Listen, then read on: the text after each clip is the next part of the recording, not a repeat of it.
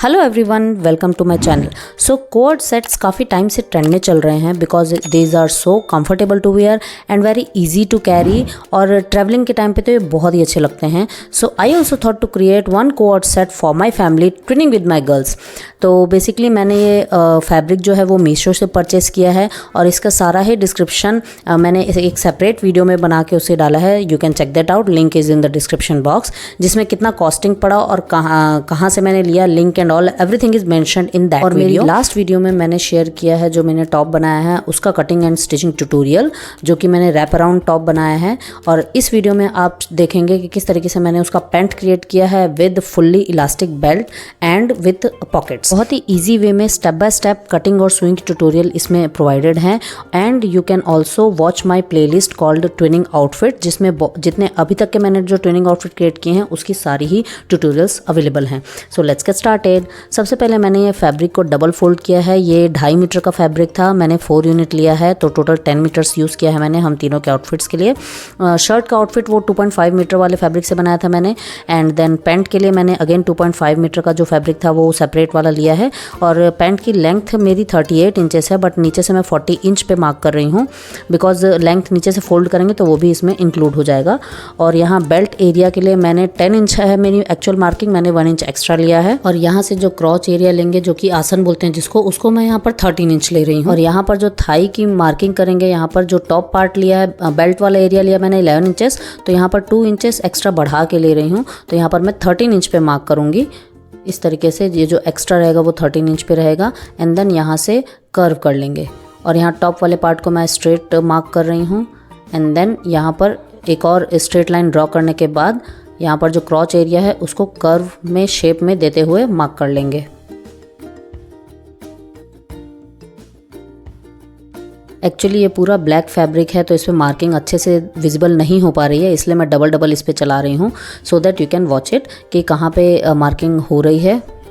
And then इसको पूरा ही हमें कट कर लेना है। और यहाँ पर मैं बेल्ट एरिया से 2.5 इंच एक्स्ट्रा निकाल रही हूँ बिकॉज जो बेल्ट जो इलास्टिक में लगाऊंगी वो इसी में अटैच लगाऊंगी, अलग से पट्टी मैं इसमें इंक्लूड नहीं करूँगी। तो 2.5 इंच एक्स्ट्रा ऊपर से मैंने ले लिया है, उसको स्ट्रेट मार्क कर दिया है।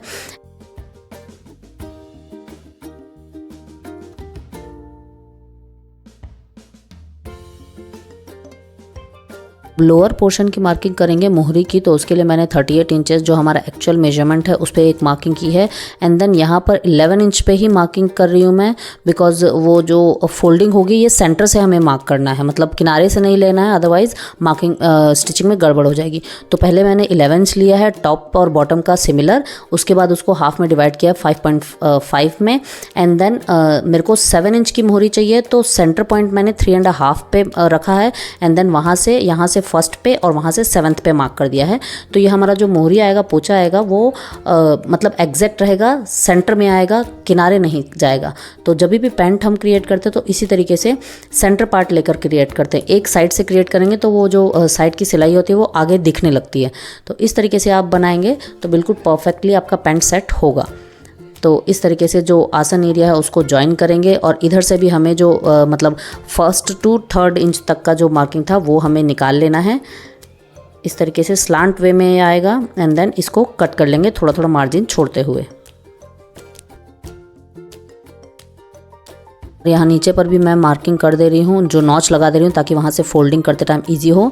और इस तरीके से यहाँ पर पूरा हम कट कर लेंगे। ये फ्रंट पार्ट है और जहाँ जितने तक की बेल्ट लगनी है वहाँ पर भी मैं एक नॉच लगा ले रही हूँ। तो इस तरीके से यहाँ पर 2.5 इंच है। तो ये फ्रंट पार्ट को मैंने बैक पार्ट के ऊपर रखा है, जो एक और फोल्ड किया था, डबल फोल्ड है ये वाला पीस, तो इसके ऊपर मैंने फ्रंट पार्ट को रखा है। और 2.5 इंच एक्स्ट्रा सेंटर पॉइंट से जहाँ से आसन अटैच होगा वहाँ से एक्स्ट्रा लेते हुए स्लैंट वे में इसको मार्क किया है। एंड देन पूरा आसन एरिया में भी मैं 2.5 इंच एक्स्ट्रा ले रही हूँ बिकॉज बैक पार्ट है तो उसमें फैब्रिक ज़्यादा लगता है। बाकी जो भी पैर का एरिया है, लेग पार्ट है, वहाँ पर 1-1 इंच एक्स्ट्रा बढ़ा देंगे। तो इस तरीके से ये बैक पार्ट भी कट हो जाएगा। और यहाँ पर भी मैं नॉच लगा दे रही हूँ ताकि जब सिलते टाइम हमें पता रहे कहाँ से मार्किंग करनी है, तो फोल्डिंग में इजी होता है वो। तो इस तरीके से ये पूरा हमारा बैक और फ्रंट दोनों कट हो गया है। और साइड से जो हमने मार्किंग की थी उसे भी कट कर लेंगे ताकि ये जो स्ट्रेट फिट पैंट हो जाए, प्रॉपरली अपने प्लेस में आए। और ये फ्रंट पार्ट है और इसके नीचे ये बैक पार्ट रखा हुआ है। तो इस तरीके से हमें इसे दोनों को ही सिलना है। तो अब सबसे पहले तो हम आसन जॉइन करेंगे, बैक पार्ट का एक साथ और फ्रंट पार्ट का एक साथ, और इसी के साथ मैं यहाँ पर पॉकेट्स भी अटैच कर रही हूँ। तो सबसे पहले मैंने एक रेक्टेंगुलर पीस लिया है, इसका जितना आपको रिक्वायरमेंट है उतना आप लेंथ और विड्थ ले सकते हैं। और जहाँ पर बेल्ट हमारी अटैच हुई वहाँ पर नॉच लगा हुआ है, उससे आधा इंच बढ़ाते हुए हमें इस पॉकेट के एक साइड को स्टिच करना है, हाफ इंच लेते हुए। तो मैं यहाँ पर मार्क कर दे रही हूँ और इस तरीके से थोड़ा थोड़ा सा ऊपर और नीचे से गैप देते हुए स्टिच करना है, सिर्फ यहाँ तक। पूरा एक साथ स्टिच नहीं करना है बिकॉज़ ये पलटी होगा तो उसमें हमें हेल्प होगी।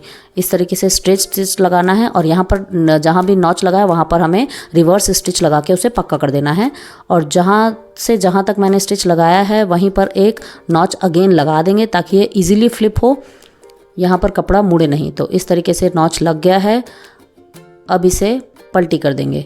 तो ये हो गया, राइट हैंड साइड अंदर की तरफ चला गया।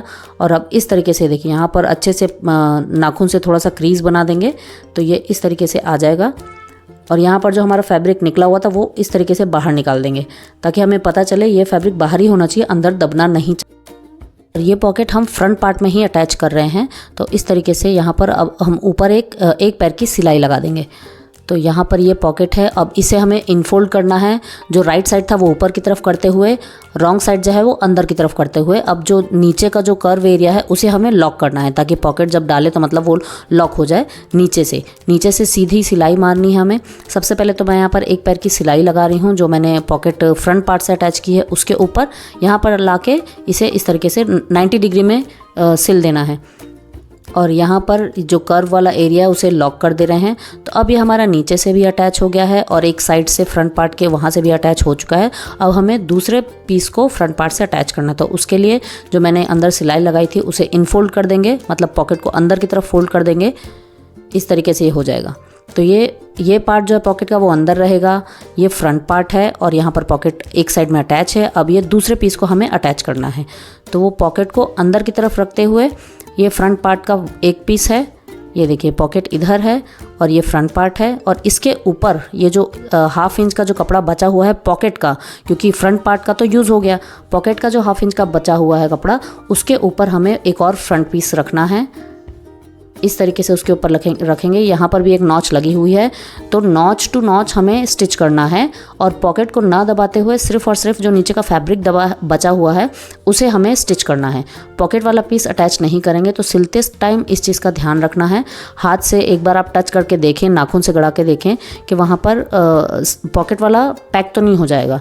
तो इस तरीके से सिर्फ और सिर्फ दोनों फैब्रिक को हमें अटैच करना है।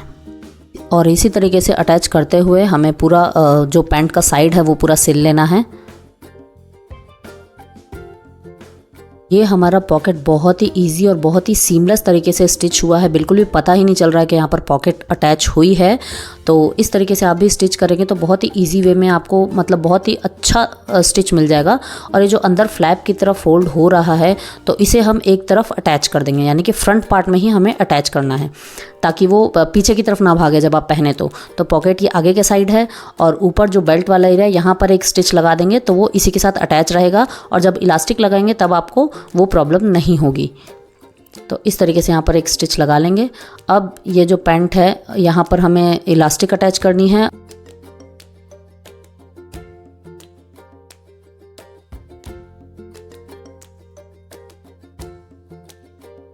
ये जो दोनों लेग्स हैं इसे भी पूरा जॉइन कर देंगे डबल स्टिच मार के। और उसके बाद यहाँ पर इलास्टिक लगाएंगे। तो उसके लिए मैं पूरी ये बेल्ट का जो मेजरमेंट है वो ले रही हूँ। तो ये 23 इंच आ रहा है, 23 इंच डबल हो करके हो जाएगा 46 इंच। और 46 इंच मेजरमेंट के लिए मैं इलास्टिक ले रही हूँ 26 इंच का, और इसके साथ ही +1 इंच जो कि आधा इंच मार्जिन, मतलब जो दोनों इलास्टिक को हम जॉइन करेंगे उसमें चले जाएगा।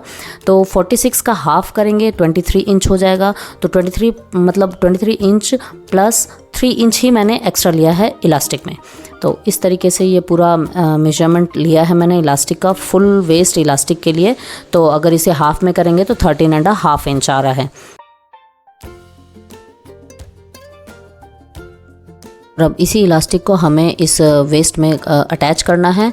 तो इस तरीके से यहाँ पर इनफोल्ड करेंगे। सबसे पहले इलास्टिक को मैं दोनों साइड से जॉइन कर लूँगी यहाँ पर, उसके बाद ही इसमें अटैच करेंगे। तो इसके लिए यहाँ पर फैब्रिक को इसके अंदर डबल फोल्ड करेंगे और यहाँ पर पहले फैब्रिक को स्टिच करेंगे फैब्रिक के साथ। पहले इलास्टिक को अटैच नहीं करना है, साथ ही में दोनों काम होंगे। तो फैब्रिक टू फैब्रिक अटैच होगा, उसके बाद इलास्टिक को धीरे से खींचते हुए अब मैं इसमें पूरे में वेस्ट में इलास्टिक को अटैच करूँगी।